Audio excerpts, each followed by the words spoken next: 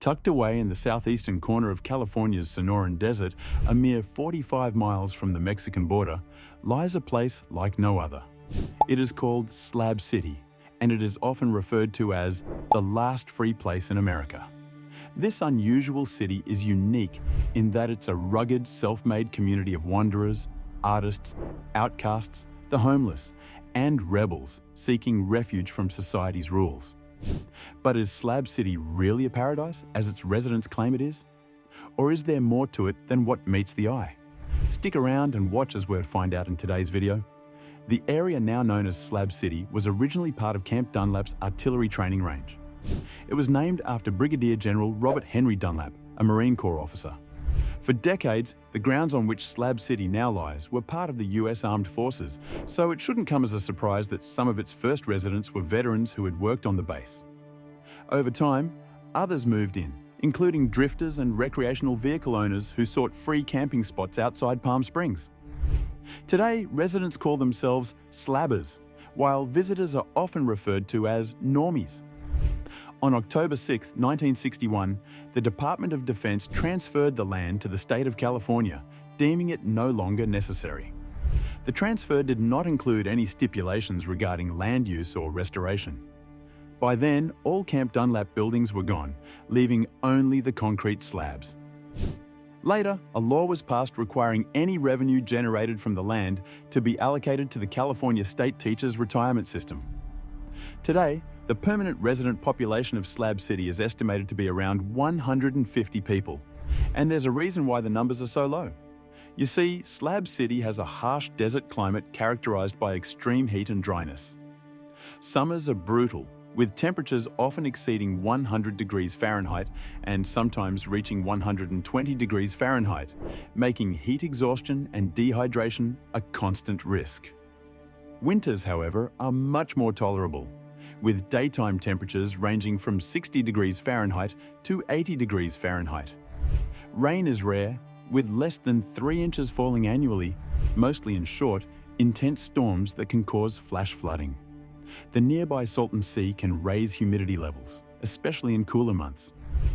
Other environmental challenges include dust storms, which reduce visibility and cause respiratory issues. Though Slab City has not experienced major natural disasters like earthquakes or large-scale flooding, heat waves pose the most serious threat. It's not hard to see why not many people want to live here permanently. But despite these challenges, the unique desert landscape contributes to Slab City's unconventional way of life. One of Slab City's most well-known residents, Leonard Knight, became famous for creating Salvation Mountain, a colourful art installation featured in Sean Penn's 2007 film Into the Wild. Knight spent almost 30 years building the mountain using adobe and donated paint. He worked on it daily, living simply in the back of a pickup truck near the mountain, without electricity or running water. In 2002, it was recognised as a Congressional National Folk Art Treasure. Another well-known site is East Jesus, an experimental art installation and off-grid community founded by Charlie Russell in 2007. Made from salvaged materials, East Jesus features ever-changing sculptures, live performances, and interactive art.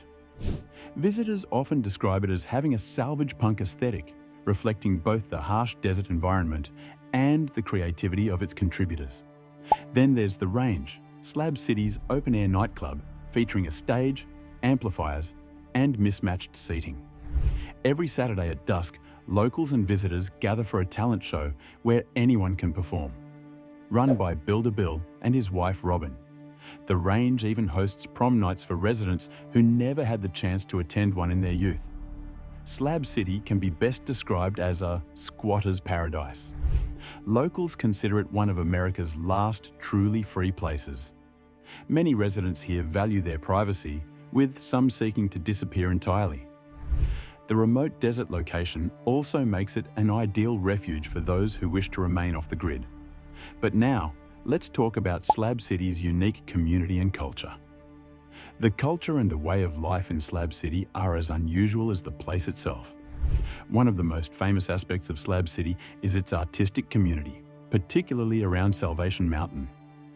This massive, colourful art installation stands as a symbol of the creativity and free spirit that define the area. Artists in Slab City work with various mediums, including painting, sculpture, and performance art, often utilising recycled materials. Their work is not just a form of self-expression, but also attracts visitors and provides a source of income. Another key group in Slab City is the snowbirds, seasonal residents who migrate to the area during winter to escape colder climates. Many of them are retirees, bringing a different energy to the community. Their presence supports the local economy through spending on goods and services, and they often volunteer to improve living conditions. The snowbirds demonstrate how appealing Slab City's alternative lifestyle and sense of freedom can be. Then there are the off-gridders, residents who choose to live independently of modern infrastructure, such as electricity and running water. They rely on solar panels, rainwater collection, and other sustainable practices to meet their needs. Their focus on self-reliance and simple living is a defining aspect of Slab City. Off-gridders often share their knowledge and skills, fostering a close-knit community built on mutual aid. Slab City is also home to a vibrant community of musicians and performers, adding to its unique atmosphere. The range hosts weekly shows and concerts featuring both local and visiting musicians. This tradition enhances the creative energy of Slab City, giving everyone a chance to enjoy live music in an unconventional setting. The traditions and customs of Slab City reflect its residents' love for freedom and unconventional way of life. One cherished tradition is the communal potluck dinners held at the range.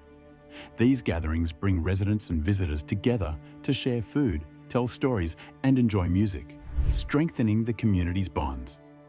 The potlucks remind residents of the importance of support and togetherness in Slab City. Another practice that may seem unusual to outsiders is scavenging or dumpster diving. Many slabbers repurpose discarded items for everything from building materials to clothing and even food. This isn't just about survival. It's a testament to the community's resourcefulness and commitment to sustainability. Scavenging reduces waste and helps make the most of available resources. One of the most celebrated events in Slab City is the annual Slab City Prom. This playful and creative tradition brings the community together for a night of dancing and celebration. Residents dress in their finest outfits, often homemade or secondhand, embracing a carefree and inclusive spirit. The event highlights the unique character of Slab City and the residents' ability to find joy in unconventional ways. Slab City is also home to several landmarks that hold cultural significance for its residents. These sites, along with its rich traditions and diverse population, make Slab City a truly unique community where freedom, creativity, and self-sufficiency define everyday life. But not everything in Slab City is as happy as it seems. There's a lot of crime, and living here is sometimes akin to survival of the fittest. Crime is a significant concern in Slab City, with common offences including petty theft, narcotic use and trafficking, and even violent crimes such as murder. Many of these issues stem from the transient nature of the population and the lack of formal job opportunities. One of the most tragic examples of violence in the area is the unsolved murder of Poe Delwyn Black, a 21-year-old transgender man, in May 2021. His body was found in a canal north of Slab City, and an autopsy revealed multiple stab wounds, including in highly personal areas. This brutal crime remains unsolved and serves as a stark reminder of the dangers within the community. In another case, the body of Charles Onver Pierce, a 54-year-old man, was discovered in July 2024 near Dolls Lane and Happy Lane, both within Slab City.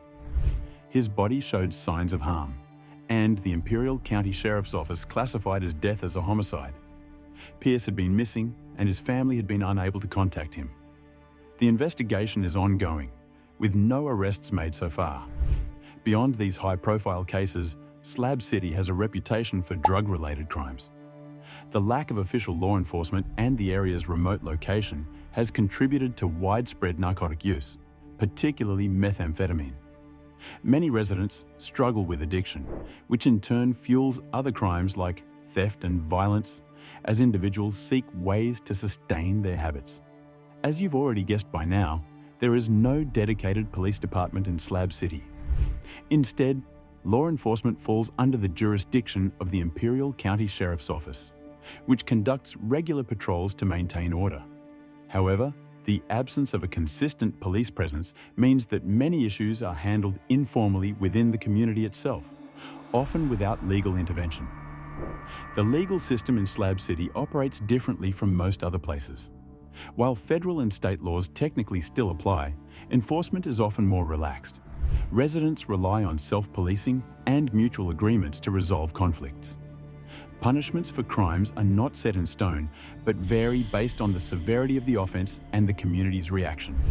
For serious crimes, individuals may be reported to authorities, but for minor offenses, mediation and community intervention are the preferred solutions. Well, this is it for today's video. Thanks for watching, and we will see you in the next one.